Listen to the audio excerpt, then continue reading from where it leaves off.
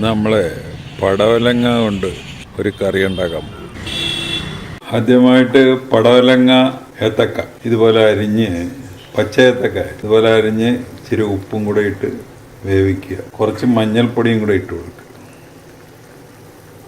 നമ്മുടെ വാഴക്ക പടവലങ്ങ ഉപ്പും മഞ്ഞൾപ്പൊടി ഇട്ട് വേവിച്ചത് വെന്ത് കഴിഞ്ഞു. ഇതിൽ ഒട്ടും വെള്ളം ഒഴിക്കാതെ വേണം നമുക്ക് ചെയ്യാം. അതെങ്ങനെയാണെന്ന് വെച്ച് കഴിഞ്ഞാൽ ഈ ചീനിച്ചട്ടി ഇത് തന്നെ വെച്ച് ഇട്ടിട്ട് മൂടി വെച്ച് സിമ്മിലിട്ട് വേവിക്കും. പക്ഷേ ഇതിപ്പോൾ ഇച്ചിരി കുഴഞ്ഞിരിക്കാൻ വേണ്ടിയാണ് ഒരു ഇച്ചിരി വെള്ളം ചേർത്തിരിക്കുന്നത്. നെക്സ്റ്റ് സ്റ്റെപ്പ്, ഒരു കടായി അടുപ്പത്ത് വെക്കുക, ഇച്ചിരി എണ്ണ ഒഴിക്കുക.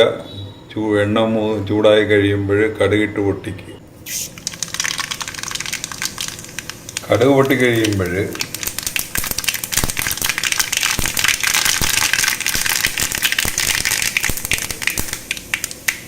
വേപ്പില,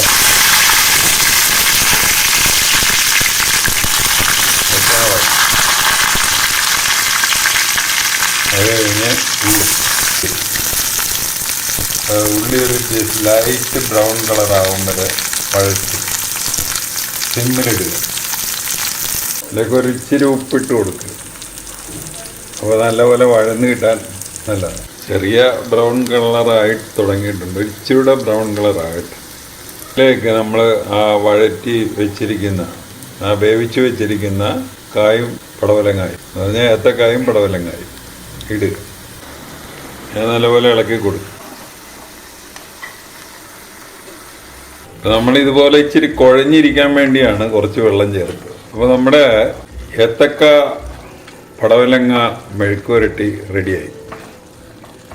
അപ്പോൾ ഈ റെസിപ്പി ഇട്ട് ഒന്ന് ഉണ്ടാക്കി നോക്കുക. ഇഷ്ടപ്പെട്ടുവെങ്കിൽ ഞങ്ങളുടെ ചാനൽ സബ്സ്ക്രൈബ് ചെയ്യുക. വേറൊരു വീഡിയോ ആയിട്ട് നമുക്ക് വീണ്ടും കാണാം.